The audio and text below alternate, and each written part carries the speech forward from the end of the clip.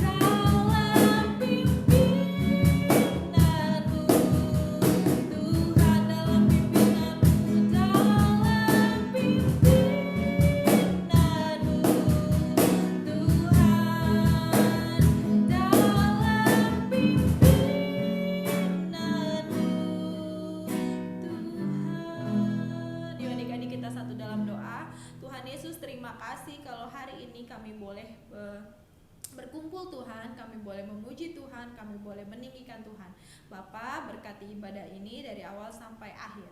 Dalam nama Tuhan Yesus kami berdoa, kami bersyukur. Haleluya, amin. Adik-adik, kita masih mau memuji Tuhan, masih semangat ya.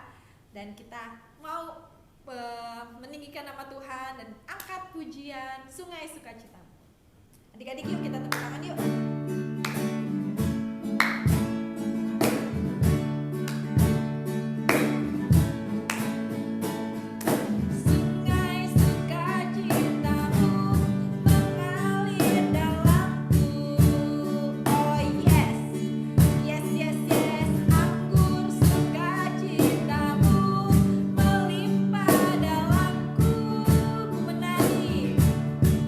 Ku menari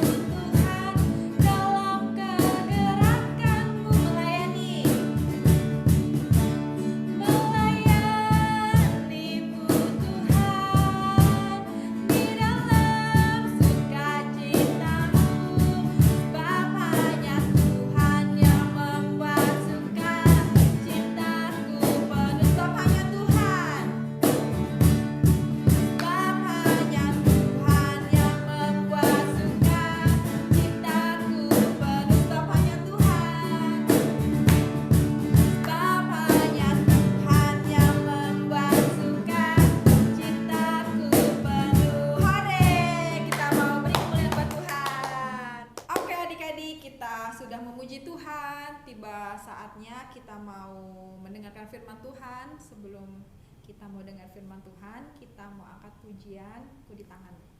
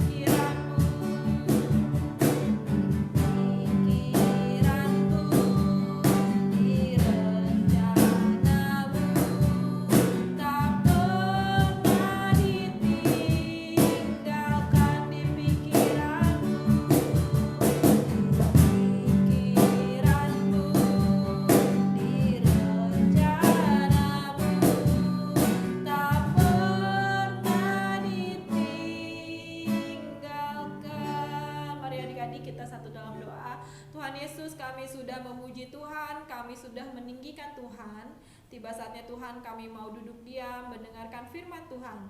Berikan kepada kami hati yang mau dengar-dengaran dan taat akan firman Tuhan. Dalam nama Tuhan Yesus, kami berdoa, kami bersyukur. Haleluya. Amin.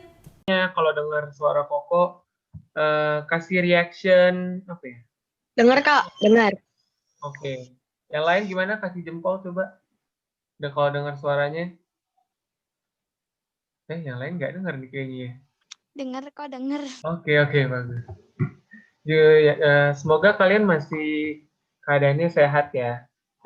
Semua masih belajar online, kita gereja juga online.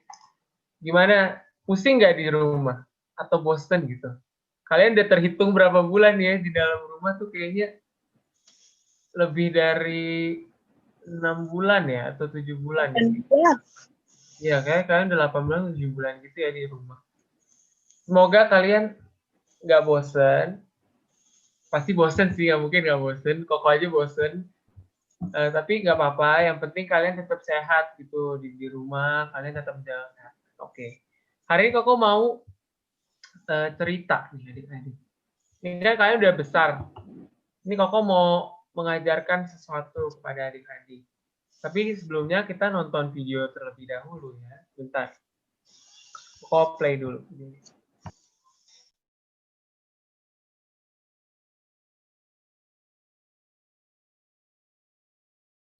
Bentar ya.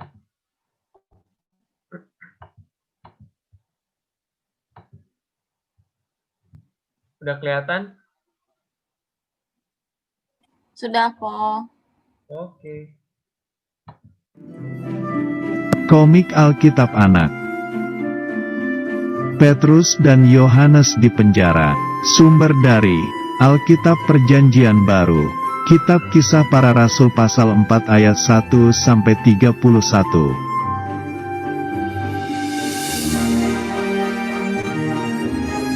Di hari Pentakosta, Tuhan memberikan Roh Kudus kepada Petrus, Yohanes, dan murid lainnya.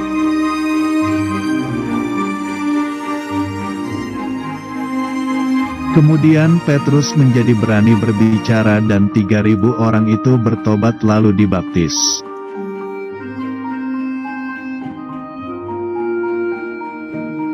Petrus juga diberikan karunia mujizat untuk menyembuhkan orang lumpuh agar berjalan.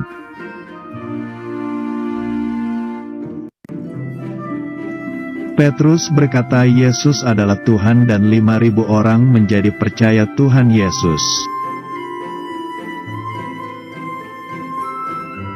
Tiba-tiba datanglah para imam, kepala pengawal dan orang Saduki.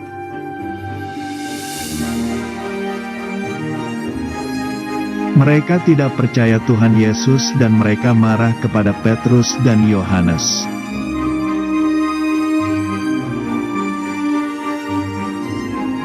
Mereka menangkap Petrus dan Yohanes lalu dimasukkan ke dalam penjara.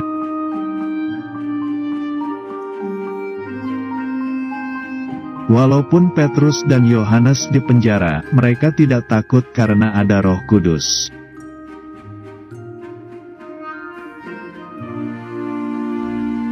Keesokan harinya, para pemimpin Yahudi dan ahli Taurat berkumpul mengadakan sidang.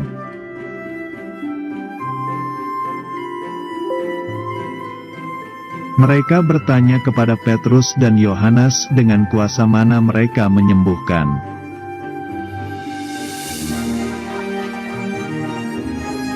Petrus berkata orang sakit disembuhkan karena nama yang berkuasa yaitu Yesus Kristus.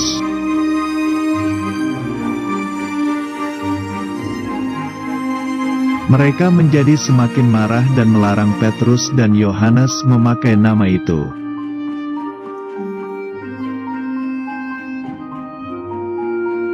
Tetapi Petrus dan Yohanes dibebaskan karena orang banyak melihat mujizat kesembuhan itu.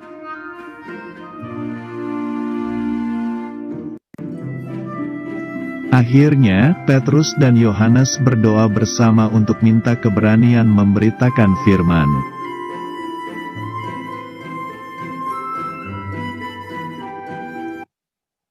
Oke, cukup. Segitu dulu. Aku mau nanya ke adik-adik nih. Ada beberapa pertanyaan ya. Semoga pengen tahu nih, kok mendengarkan nggak kalian? Tadi nama murid-murid Tuhannya siapa? Ada yang tahu? Coba kalau tahu boleh jawab. Mic-nya dibuka. Dan Yohanes. Siapa, Amos?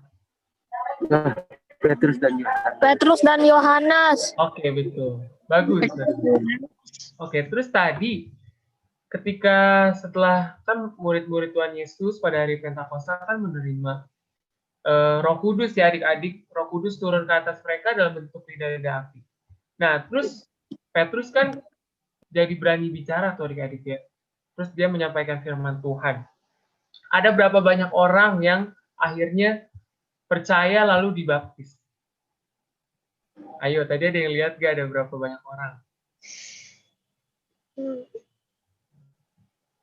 3.000 orang. Betul, 3.000 orang. Nah, terus selain itu ketika Petrus menyebut kalau Yesus itu adalah Tuhan, ada berapa banyak orang yang jadi percaya lagi?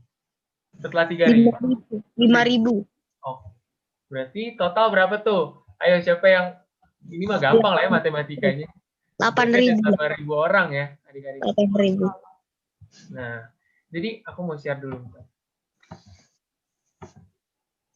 Aku share dulu ya. Kelihatan kan? Kelihatan? Kelihatan. Oke. Ini kira-kira yang tadi sama aja sih.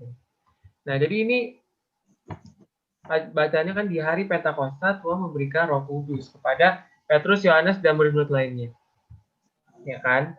Seperti yang tadi Davin bilang tuh ya kan, ketika Petrus berani berbicara tuh adik-adik untuk menyampaikan firman Tuhan, ada 3.000 orang bertobat lalu dibaptis. Kemudian nih adik-adik, Petrus gak cuman diberikan keberanian untuk memberitakan Injil, tapi mereka juga mempunyai karunia nih adik, diberi Tuhan mujizat untuk menyembuhkan orang lain. Nah, terus tadi kan udah 3.000 nih adik-adik ya yang percaya sama Tuhan. Nah, ketika Yesus, ini padahal Petrus cuma memperkatakan gitu ya kalau Yesus itu Tuhan, 5.000 orang langsung menjadi percaya kepada Tuhan Yesus. Nah, terus datang nih imam, kepala pengawal, dan orang Saduki. Nah, kalau imam itu sebenarnya apa ya? Imam itu seperti orang yang sama sih kayak istilahnya punya jabatannya tinggi, dan dia biasanya tuh, so aku imam itu kayak menafsirkan kitab Taurat gitu deh ya. Nah, mereka ini nggak suka sama perbuatannya Petrus dan tadi siapa? Yohanes, ya kan? Dibilangnya kalau mereka tuh nggak suka lah pokoknya, kayak nggak percaya kok bisa sih orang seperti mereka menyembuhkan orang dan bikin orang tuh bertobat atau percaya gitu. Kemudian akhirnya karena mereka nggak percaya sama Tuhan Yesus itu, mereka percaya dengan Tuhan, tapi mereka nggak percaya dengan Yesus gitu. Nah, akhirnya mereka marah kepada Petrus dan Yohanes. Sampai-sampai adik-adik di penjara Yohanes dan Petrusnya nih. Ya. Kemudian, tapi karena Petrus dan Yohanes ini kan murid-murid Tuhan ya adik-adik. Mereka nggak takut. Walaupun mereka dimasukin penjara, mereka percaya kalau misalnya Tuhan itu akan menyertai mereka. Kemudian keesokan harinya, para pemimpin Yahudi dan ahli Taurat berkumpul untuk mengadakan sidang nih adik-adik. Kalian tahu sidang nggak? Kalau misalnya kalian pernah nonton TV nih adik-adik ya, terus ada orang yang misalnya korupsi kan, ngambil uang, pokoknya mengambil yang bukan hak miliknya. Biasa itu di sidang tuh adik-adik, di sidang tuh dihakimi gitulah ya namanya, atas kesalahannya. Padahal di sini adik-adik merasa emang sebenarnya Petrus sama Yohanes ada punya salah adik-adik. Enggak ya, Petrus dan Yohanes ini memberitakan firman Tuhan loh adik-adik. Tapi kok malah dibilang salah gitu, melakukan mujizat kok dibilang salah. Nah itu karena si imam, para pemimpin Yahudinya dan ahli Taurat, para imam juga itu karena mereka nggak suka dengan ajaran Petrus dan Yohanes yang mereka tidak percaya gitu. Nah, mereka akhirnya bertanya nih sama Petrus sama Yohanes, dengan kuasa mana mereka menyembuhkan gitu. Dengan kuasa mana maksudnya apa ya? Dalam nama siapa gitu kamu melakukan mujizat-mujizat itu, kok bisa sih gitu. Karena imam-imam ini dan para ahli Taurat ini tuh sebenarnya nggak bisa adik-adik. Mereka nggak melakukan mujizat seperti murid-murid Tuhan Yesus gitu. Nah, akhirnya Petrus bilang, orang sakit itu disembuhkan karena nama yang berkuasa, yaitu siapa? Yesus Kristus adik-adik. Dia bilang yang menyembuhkan mereka itu dalam nama Yesus Kristus. Tapi tetap aja nih adik-adik, karena kan pemahamannya beda, kamu tahu pemahamannya beda, kayak misalnya Davin suka nasi goreng, Arneta demennya misalnya mie goreng gitu, itu kan udah beda ya kan, jadi nggak pernah bisa disatukan gitu adik-adik. Jadi si imam ini marah dan melarang Petrus dan Yohanes untuk memakai nama itu. Parah ya adik-adik, masa nama Tuhan Yesus nggak boleh dipakai gitu, atau disebut-sebut gitu untuk melakukan Injil gitu. Tapi karena Petrus dan Yohanes tadi kan ada 8.000 orang ya adik-adik yang percaya sama Tuhan Yesus. Akhirnya karena banyak yang melihat mujizat kesembuhan, kemudian mendengarkan firman Tuhan, akhirnya Petrus dibebaskan. Karena banyak orang yang merasakan merasakan kasih Tuhan gitu melalui apa yang dilakukan Petrus dan Yohanes. Akhirnya Petrus, Yohanes ini ada banyak ya, ini bersama dengan orang-orang untuk meminta keberanian memberitakan firman. Nah, aku stop dulu. Kira-kira ada yang tahu nggak sih ya, Koko? Ini dari tadi ngomongin tentang apa sih gitu? Zion mau ngomong nggak? Oh, enggak. Atau Gisel kira-kira tahu apa yang Koko mau ngomongin? Wah, nggak ada nih. Atau aku mau nanya siapa ya? Arneta tahu nggak Koko mau ngomongin tentang apa? Mujizat kah atau apa?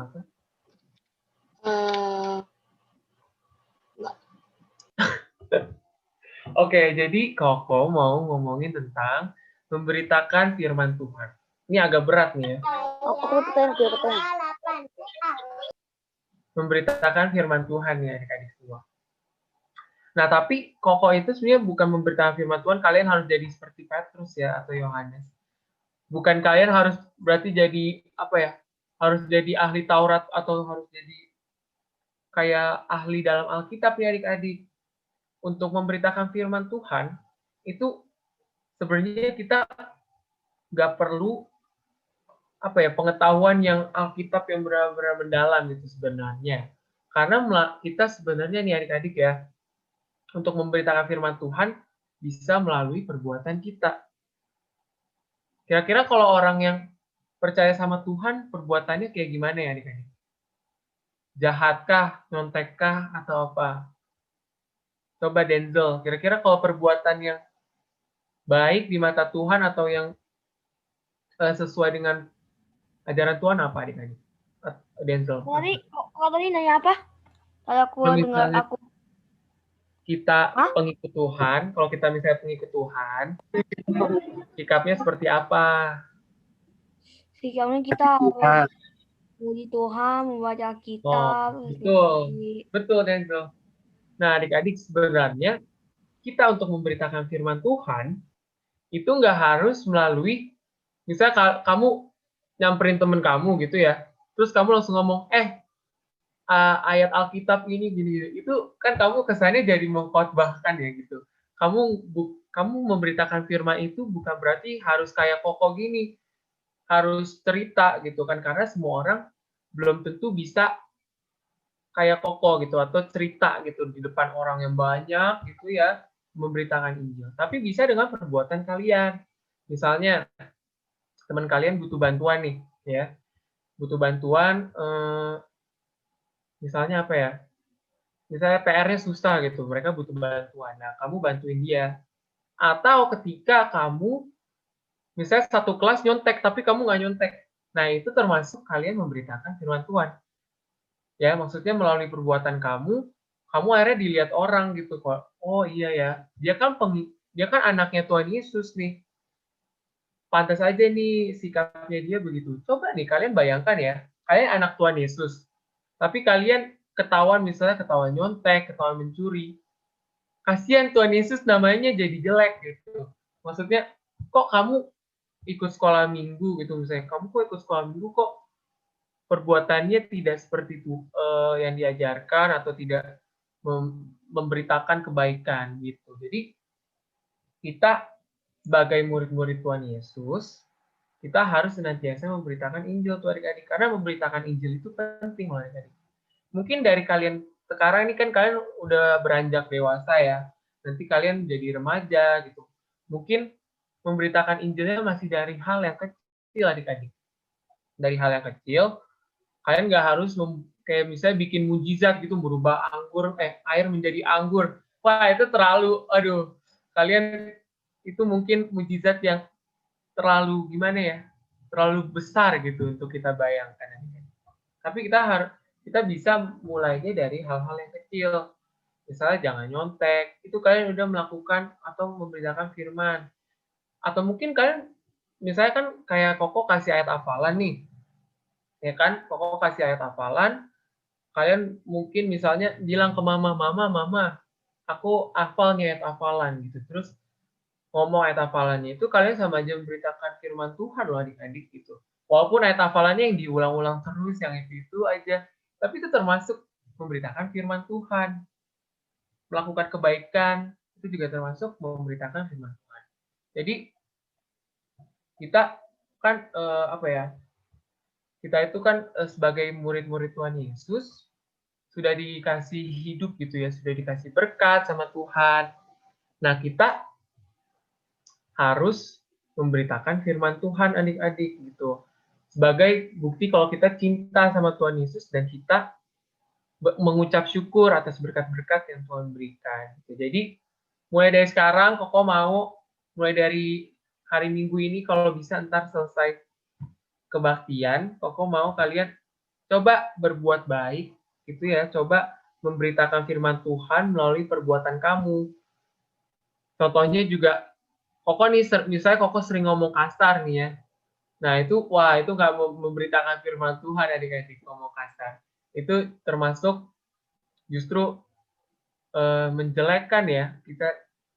Kita anak-anak Tuhan kok ngomongnya jorok gitu. Nah itu nggak boleh adik-adik.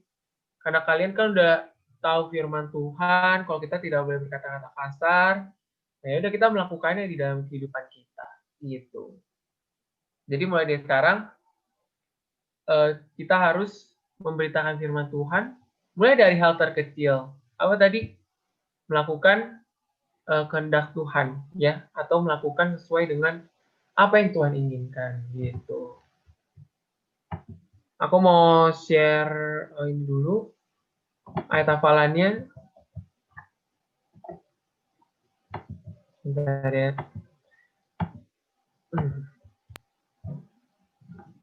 Ayat hafalannya ini nih.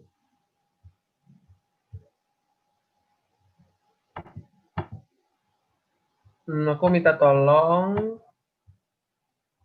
Elvira boleh baca? Itu ketutupan yang sampingnya. Iya, udah. Udah belum? Udah. Oke. 1 Korintus 1 ayat 18. Sebab pemberitaan tentang salib memang adalah kebodohan bagi mereka yang akan binasa. Tetapi bagi kita yang diselamatkan, pemberitaan itu adalah kekuatan Allah. Ya, bagus Elvira. Sebab pemberitaan tentang salib memang adalah kebodohan bagi mereka yang akan binasa. Itu maksudnya kalau kita memberitakan tentang salib atau memberitakan tentang Tuhan, buat orang-orang dunia itu sebuah kebodohan adik-adik ya, karena mereka nggak percaya gitu. Sama aja kayak misalnya kamu ngomongin tentang seni sama profesor, misalnya profesor atau dokter gitu. Kamu ngomongin seni tapi sama dokter. Itu kan nggak nyambung ya adik-adik. Gitu. Tapi kalau buat kita, memberitakan firman Tuhan itu adalah kekuatan gitu dari Allah. Karena kita sudah diselamatkan, jadi kita harus memberitakan firman Tuhan. Gitu. Oke, itu aja dari Koko. Itu tadi firman Tuhan dari Koko. Semoga kalian mendengarkan dengan baik dan paham maksud Koko apa. Jadi jangan lupa ya, berbuat baik. Terus kalau ayat hafalan, coba kasih tahu mami papi, ataupun kalian mau sharing ke teman kalian juga boleh. Kayak kalau aku nih, kalian kalau misalnya punya Instagram ya, Instagram itu banyak banget tuh adik-adik kayak ayat Alkitab gitu-gitu dari orang lain. Kalian bisa share kalau kalian ngerti share sih. Tapi nggak apa-apa. Jadi kalian seenggaknya kalian melakukan sedikit bagian dari melakukan firman Tuhan atau memberitakan firman Tuhan, yaitu berbuat sesuai dengan apa yang Tuhan inginkan. Gitu. Oke, Amanda ada mau nambahin? Terima kasih Koko Jovan. Gimana adik-adik firman Tuhannya? Jadi benar banget tadi kata Koko Jovan, kita sebagai anak-anak Tuhan nggak harus langsung bawa-bawa firman Tuhan.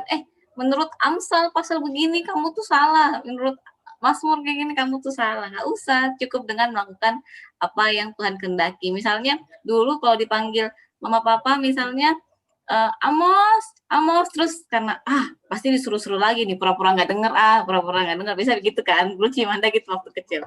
Tapi jangan ditiru ya, karena Zion mau diminta tolong papa nih, Zion terus Zion pura-pura nggak dengar Atau nggak di hari dipanggil Zion, iya apalagi sih Pak, bersungut-sungut ngeluh-ngeluh gitu. Jadi kayak tadi Koko Jovan bilang, coba kita ubah satu kebiasaan buruk kita coba berbuat baik, dipanggil Papa, iya Pak, apa yang bisa Zion bantu, iya Ma, apa yang bisa Gisel bantu. Mulai dari yang itu dulu kan nggak bisa ketemu orang-orang lain nih, cuma bisa di rumah. Jadi mulai berbuat baik dulu sama Papa Mama, Cici, Koko yang di rumah. Biar kita bisa lihat perubahan hidup kita dan memuliakan Tuhan. Oke. Dari Om Rudi ada yang mau ditambahin?